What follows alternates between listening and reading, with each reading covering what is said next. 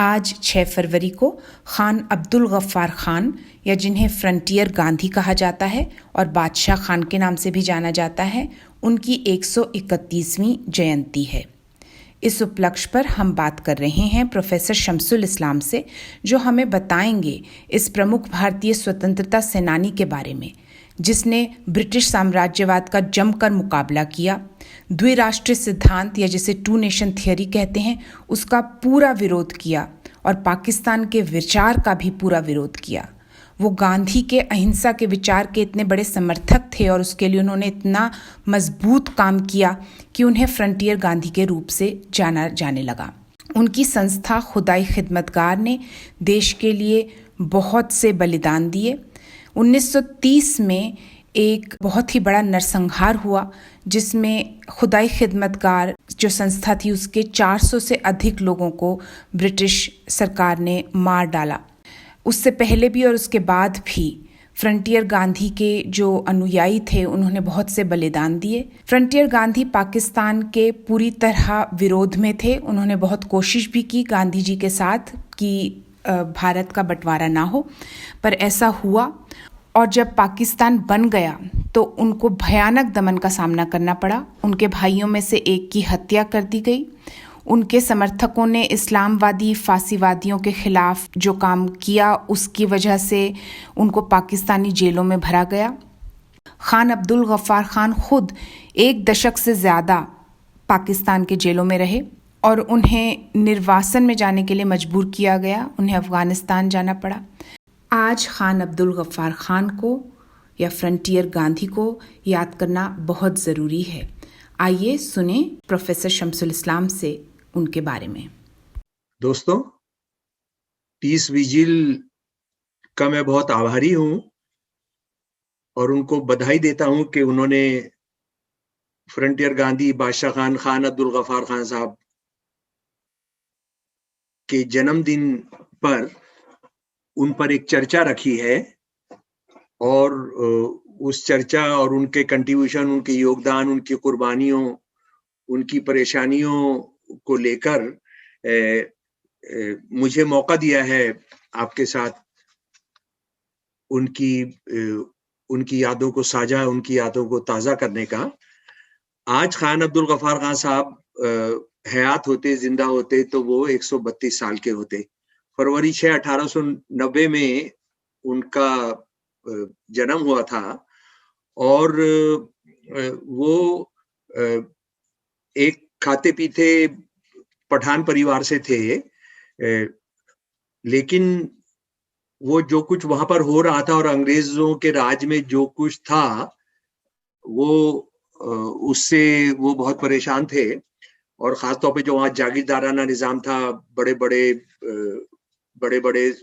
Feudal lords थे और उनकी बहुत बड़ी जमीनें थी, उनसे बहुत परेशान थे। किसानों की हालत बहुत खराब थी।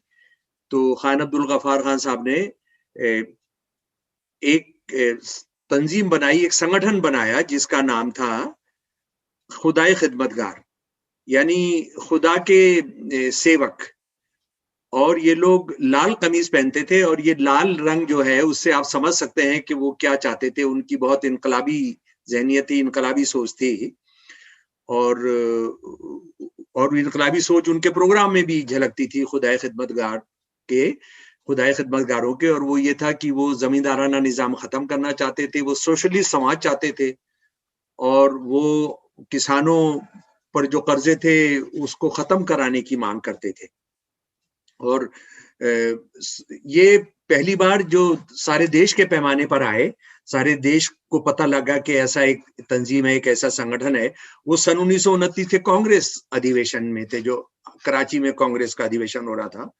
और ये कहा जाता है कि और सरकार जो इंटेलिजेंस की एजेंसीज थी उनका भी ये कहना था कि ये लगभग 20,000 हैं और ये लाल शर्ट पहनते थे।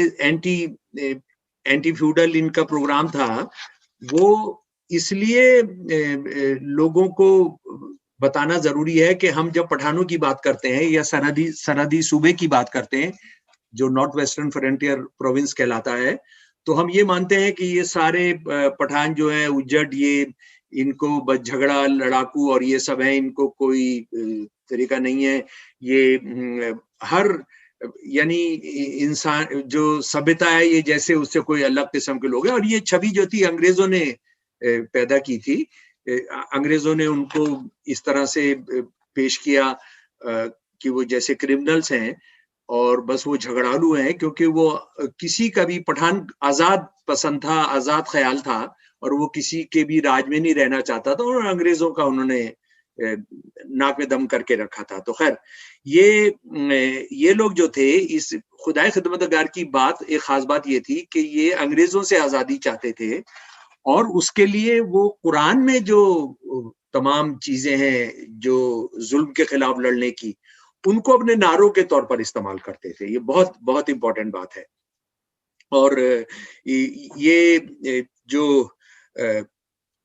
उस दौर की सियासत और पार्टीशन पर या मुस्लिम पॉलिटिक्स पर जो सबसे मशहूर अथॉरिटी रहे हैं, ऑथर रहे हैं, लेखक, इतिहासकार रहे हैं, W.C. स्मिथ, उन्होंने लिखा अपनी किताब में इंडियन मुस्लिम्स पर कि हिंदुस्तान के अंदर मुसलमानों में जो राष्ट्रवादी लोग थे, जो देश की आजादी चाहते थे और साझा देश चाहते थे, उनमें इनके बराबर की, इनकी तुलना के राष्ट्रवादी लोग कम थे।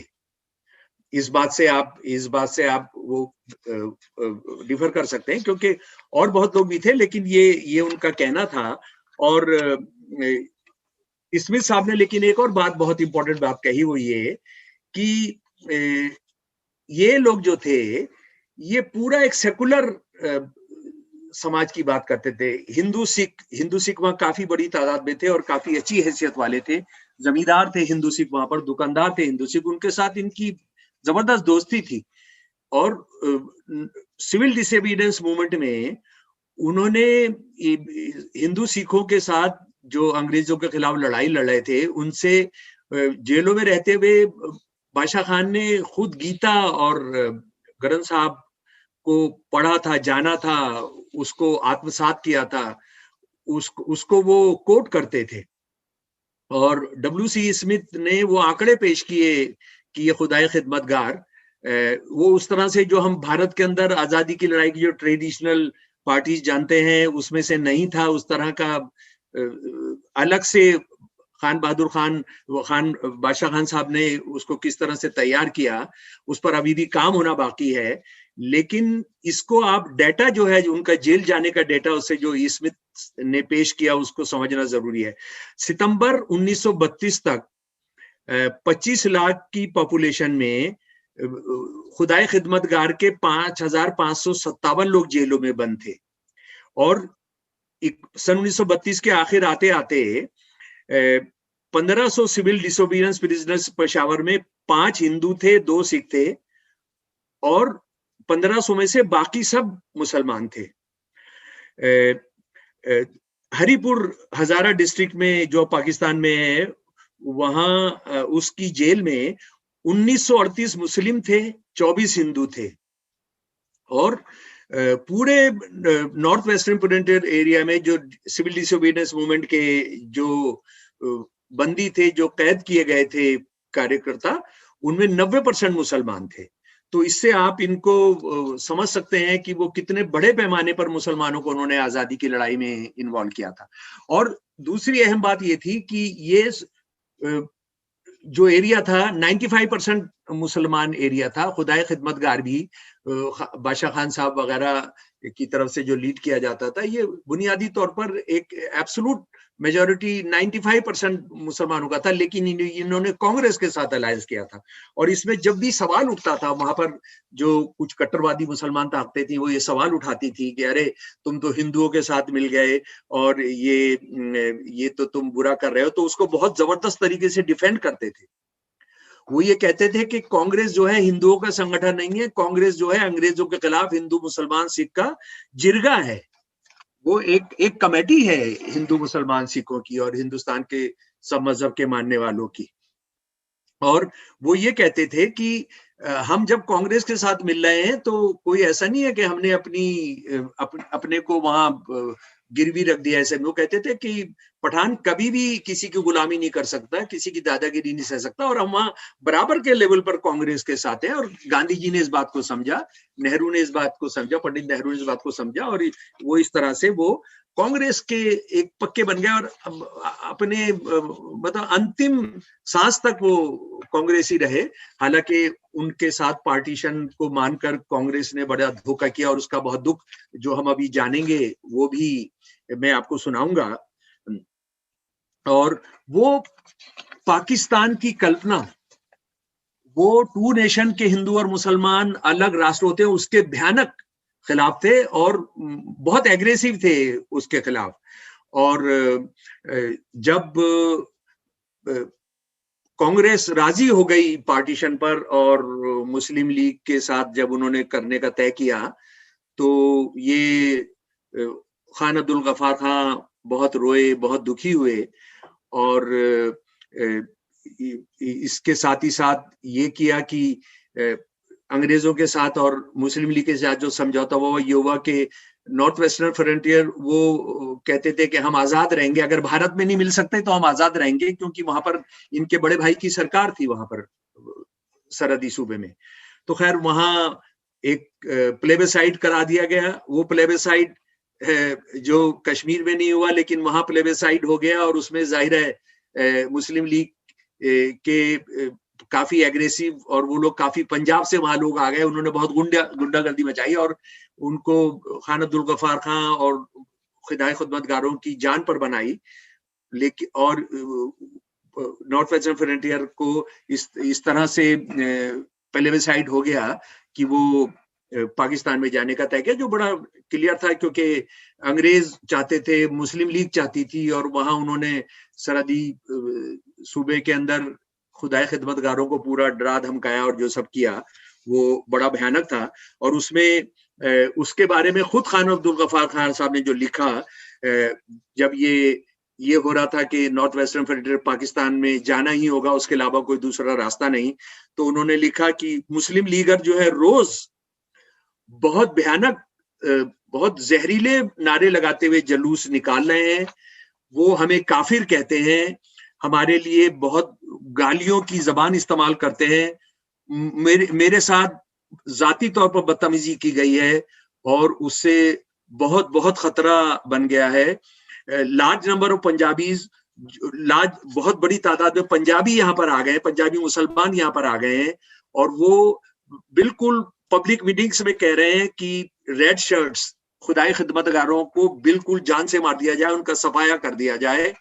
और वो ये साफ कहते हैं कि ये तो पाकिस्तान यहाँ बनेगा ही बनेगा। और खुदाई खिदमतगारों को और बादशाह खान को और उनकी फैमिली, उनके दोस्तों को, खुदाई खिदमतगार की लीडरशिप को गद्दार बोला जा रहा था ये सब। और कितना कितना अत्याचार और जुल्म सहा, वो ये है कि मुस्लिम लीग के लोगों ने अताउल्ला खान, जो खान अब्दुल गफ्फार साहब की बीवी के भतीजे थे सगे, उनकी पत्नी और उनके नौकर को मार दिया, और जो मुस्लिम लीग का हथियारा था उसका कुछ भी नहीं हुआ। और इसीलिए जब जून के अंदर कांग्रेस ने तय किया कि हम मुस्लिम लीग के साथ वो देश को डिवाइड करेंगे, तो वो पढ़ने लायक है, आपको रोना आ जाएगा, जो खान अब्दुल गफ्फार साहब ने जो खत लिखा गांधी जी को। हम पख्तून हमेशा आपके साथ खड़े रहे, और हमने बहुत बहुत मुसीबतें और कुर्बानियां दी हैं, लेकिन आपने हमें धोखा दिया, आपने हमें भेड़ियों के आगे छोड़ दिया। जो पार्टीशन करने का जो फैसला और फ्रंटियर में जो रेफरेंडम कराने का फैसला था, वो हाई कमांड ने हमसे पूछे बिना कर दिया। सरदार पटेल और राजगोपालाचारी पार्टीशन के फेवर में थे और रेफरेंडम के फेवर में, और वही हुआ।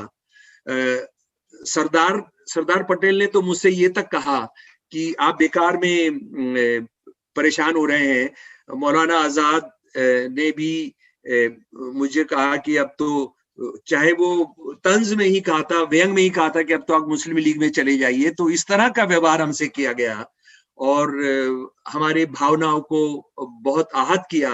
तो ये कहानी है। ये कहानी थी बादशाह खान साहब की।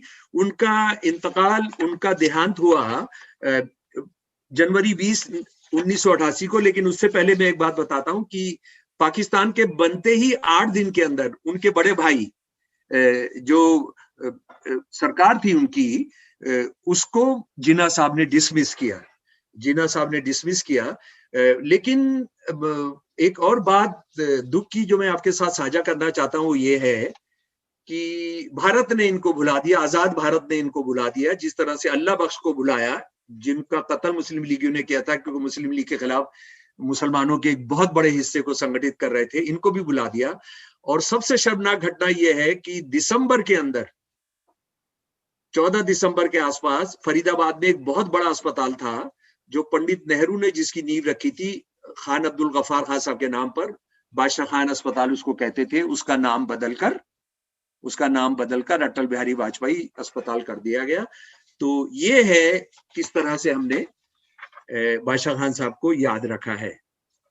प्रोफेसर इस्लाम, आप ये बता सकते हैं कि जो पत्र उन्होंने गांधी जी को लिखा, उसके जवाब में गांधी जी ने उन्हें क्या लिखा? क्या कोई पत्र है ऐसा जो मिला है? नहीं, उस तरह का कोई पत्र नहीं है। और दूसरी बात यह है कि ये जो पत्र है, ये मुस्लिम्स अगेंस्ट पार्टीशन जो 14 ऑर्गेनाइजेशंस थी, उनके लोगों ने भी लीडिंग जो लीडरशिप थी और लीडिंग कैडर जो थे, उन्होंने भी इसी तरह के खत लिखे। तो आपको क्या लगता है कि ऐसा क्या रहा उस समय कि क्योंकि गांधी तो खुद काफी परेशान थे, वो नहीं चाहते थे कि पार्टीशन हो। गांधी घिर गए थे। अच्छा। गांधी जिन पर विश्वास कर रहे थे कि ये हमारे साथ खड़े रहेंगे और पार्टीशन नहीं होने देंगे, वो असल में सबसे पहले सरदार पटेल ने सरेंडर किया। राजगोपालाचारी, जो जहां तक मेरी जानकारी है उस वक्त वो कांग्रेस के अध्यक्ष थे शायद, या कृपलानी थे। खैर वो सब पार्टीशन के हक में हो गए। और इसी तरह का एएम ख्वाजा, जो एक बड़े ऑर्गेनाइजेशन और उसके बड़े लीडर थे और गांधी जी के बहुत करीबी थे, उन्होंने भी जो गांधी जी को खत लिखा। उसके बाद मौलाना हबीबुर रहमान साहब, जो लुधियानवी, जो एहरार इस्लाम ऑर्गेनाइजर, उनके भी जो खत हैं वो बहुत परेशान करने वाले हैं। गांधी जी को मतलब यह बहुत धोखा हुआ उनके साथ धोखा हुआ काफी। प्रोफेसर इस्लाम, हालांकि ये हम इसके बारे में विस्तार से बाद में बात करेंगे, जो और मुस्लिम संस्थाएं थीं या जो संस्थाएं जिनके मुस्लिम लीडर्स थे जिन्होंने पार्टीशन का विरोध किया, जो देश का बंटवारा हुआ उसका विरोध किया, उसके बारे में हम लंबी चर्चा फिर करेंगे। पर मैं थोड़ा सा आपसे जानना चाहूंगी कि जो खान अब्दुल गफ्फार खान की जो विरासत है कि एक मिली जुली संस्कृति और हिंदू मुस्लिम सिख ईसाई की जो एकता है, उससे ब्रिटिश साम्राज्यवाद के खिलाफ लड़ाई लड़ना, वो जो विरासत है, उसी विरासत को आगे ले जाने वाली या उसके साथ काम करने वाली जो कुछ संस्थाएं थी, अगर आप कुछ संक्षेप में हमें थोड़ा सा उसके बारे में बता दें आज। यानी खान अब्दुल गफ्फार खान साहब के जमाने में जी, आप वो जानना चाह रहे हैं? जमाने में जी, कि ऐसी कौन सी संस्थाएं थीं, क्योंकि ये अच्छा रहेगा जानकर कि सिर्फ वो अकेले नहीं थे ऐसे मुसलमान जिन्होंने पार्टीशन का विरोध किया, और ऐसी बहुत सी संस्थाएं। और शेख अब्दुल्ला की नेशनल कॉन्फ्रेंस, उसके बाद बॉम्बे क्रॉनिकल, जो एक बहुत बड़ा अखबार था अंग्रेजी का, उसके जो एडिटर थे सैयद अब्दुल्ला बरेलवी, उनके नेतृत्व, उनके एडिटरशिप में जो किया। फिर उसके बाद अब्दुल मजीद ख्वाजा, जो बड़ा एक ऑर्गेनाइजेशन था, पॉलिटिकल ऑर्गेनाइजेशन था मुस्लिम्स का। और उसके बाद कश्मीरी पेट्रियोटिक मुस्लिम, जिसमें शेख अब्दुल्ला मैंने जमीयतुल उलमा हिंद, उसके बाद एहरार इस्लाम, मोमिन कॉन्फ्रेंस, ये बुनकरों का, मुसलमानों का देशव्यापी सब बहुत बड़ा संगठन था। इसके लाखों मेंबर थे इसके, और ये आखिर दम तक इन्होंने विरोध किया। मजलिस एहरार इस्लाम, ये बरेल, ये लुधियानवी मौलाना कहलाते थे, जो आखिरी दम तक इन्होंने लड़ाई लड़ी और हथियार नहीं डाले और पाकिस्तान को नहीं माना। उसके बाद ऑल पार्टी शिया कॉन्फ्रेंस, उसके बाद अहले हदीस कृषक प्रजा पार्टी बंगाल, अंजुमन वतन बलूचिस्तान जो आज भी है, और जहां पर वो कत्ले आम होता है, पाकिस्तान की मिलिट्री उसको करती है। पाकिस्तान की मिलिट्री जो आज जो दमन है, जो रेप्रेशन है बलूचिस्तान में, वो ये अंजुमन वतन आज भी वो तंजीम है, वहां पर नेशनलिस्ट हैं वो लोग। तो ये तो जो पार्टीशन करके जो हथियार डाल दिए गए, वो एक बड़ा मसला था, और वो अंग्रेजों का प्लान था, जिसमें अपना माउंटबेटन वगैरह ने, मैं तो कहूंगा, अगर वो शब्द इस्तेमाल करूंगा, मैं पटा लिया इनको। कांग्रेस की जो गांधी जी के जो करीब थे सरदार पटेल खासतौर पर, बाद में फिर नेहरू भी और कांग्रेस के प्रेसिडेंट भी, तो ये इसने बहुत नुकसान किया। और प्रोफेसर इस्लाम इसमें जी धोखा आप कह रहे हैं जी। प्रोफेसर इस्लाम, इसमें जो अल्लाह बख्श समरू जी का, जिनका आपने पहले भी जिक्र किया था, उनको क्या हम इस पूरे जो एंटी पार्टीशन मूवमेंट जिसे कह सकते हैं, जो मुसलमान जो लीडरशिप थी, क्या उस लीडरशिप का क्या मेन व्यक्ति जो है उन्हें माना जाएगा, समरू साहब को? उन्होंने देखिए, उन्होंने पहल ली जी। वो सिंध के प्राइम मिनिस्टर थे, chief minister used to be called prime minister at that time. वो वहां के थे, उनका कोई सानी नहीं था, उनका कोई विकल्प नहीं था, और वो जब तक जिंदा रहे, मुस्लिम लीग सिंध के अंदर घुस नहीं सकी, उनका एक परिंदा नहीं जा सका। और उन्होंने ही 22-23 मार्च 1940 को जब ये प्रस्ताव पास हुआ, उससे पहले भी वो मुस्लिम लीग से लड़ रहे थे, और उसके बाद उन्होंने 1 महीने के अंदर दिल्ली के अंदर 14 बड़ी मुस्लिम ऑर्गेनाइजेशन, जो एब्सोल्यूट मेजॉरिटी थी हिंदुस्तानी मुसलमानों की, उनका कॉन्फ्रेंस किया, which was to run for 4 days but that run for 5 days। और उसमें ये स्मिथ, WC स्मिथ खुद कहते हैं, अंग्रेजी के जो प्रो ब्रिटिश और प्रो मुस्लिम लोग बात है, वो कहते हैं कि हिंदुस्तान में इतिहास के मुसलमानों का सबसे बड़ा जलसा था वो, जिसमें 5000 से ज्यादा औरतें थी। उसमें मुस्लिम लीग के खिलाफ प्रस्ताव पास किए गए। उसमें ये कहा गया कि मुस्लिम लीग इसलिए जीत रही है चुनाव में क्योंकि एक ये कहना था अंग्रेजों का कि मुसलमान तो मुस्लिम लीग को वोट दे रहे हैं, तो इसलिए क्योंकि हिंदुस्तान में सिर्फ लगभग 8-9% मुसलमानों के पास वोट देने का अधिकार था। They were all landlord, they were degree holder, they were income tax payer, 5000 rupees साल का रेवेन्यू वो देते थे जब उनको राइट टू वोट मिलता था, और ज्यादा मुसलमान थे। तो वो ये कहते थे कि आप एडल्ट फ्रेंचाइज करिए, आप एडल्ट फ्रेंचाइज करिए, और आप एडल्ट फ्रेंचाइज कर देंगे तो मुस्लिम लीग का नामो निशान नहीं रहेगा। तो प्रोफेसर इस्लाम,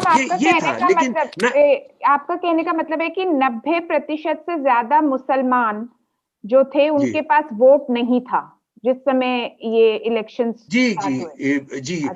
कुछ डिफर करता है, जैसे बिहार के अंदर तो 8% मुसलमानों के पास था, यूपी के अंदर शायद 11% होगा।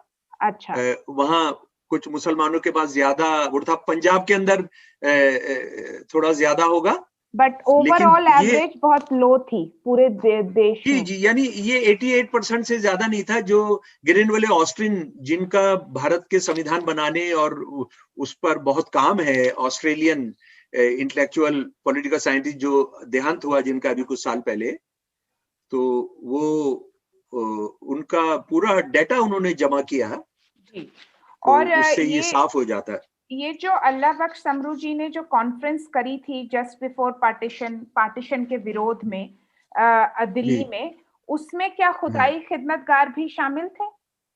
जी। अच्छा। तो अगली बार जब आपसे बातचीत होगी तो हम थोड़ा और इसके विस्तार में जाएंगे। अभी आज तो हमने इसलिए बात करी, नहीं, इसमें सिर्फ एक चीज श्री जी, मैं एक चीज जोड़ना चाहता हूँ, यानी इसके साथ देखिए क्या हो रहा है। बहुत इंपॉर्टेंट, एक बड़ी जज्बाती और जोश दिलाने वाली घटना जुड़ी है। एक अंग्रेजी सेना ने इनके आंदोलन को दबाने के लिए पेशावर के अंदर ये लोग किस्सा ख्वानी बाजार में बैठे थे और ये कहा गया कि इनको हटाओ, ये जो सत्याग्रही हैं। और उसकी लीडर थे वीरचंद्र सिंह गढ़वाली। ये 23 अप्रैल 1930 की घटना है। अच्छा। इन्होंने फायरिंग करने से मना कर दिया। चंद्र सिंह गढ़वाली का जो गढ़वाल रेजिमेंट थी उसने फायरिंग करने से मना कर दिया। उसमें 40 से ज्यादा कोर्ट मार्शल हुआ, हिंदू सैनिक गढ़वाल से आए हुए, और ये खुद 14 साल जेल में रहे। 14 साल वीरचंद्र सिंह गढ़वाली जेल में रहे। तो इसको हम समझ सकते हैं कि वहां जो कुछ हो रहा था वो अलग थलग से नहीं हो रहा था। अंग्रेजी सेना की एंगेजमेंट भी उनके साथ हमदर्दी में आ गई। जी बिल्कुल। और ये एक बहुत ही रोचक इतिहास है और गर्व देने वाला इतिहास है।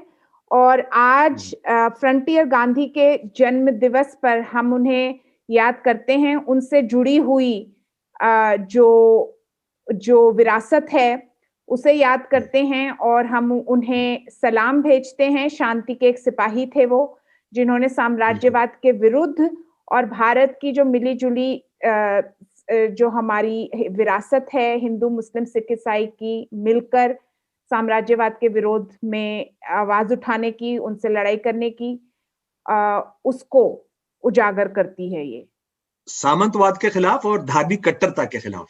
बिल्कुल बिल्कुल, आपने सही कहा।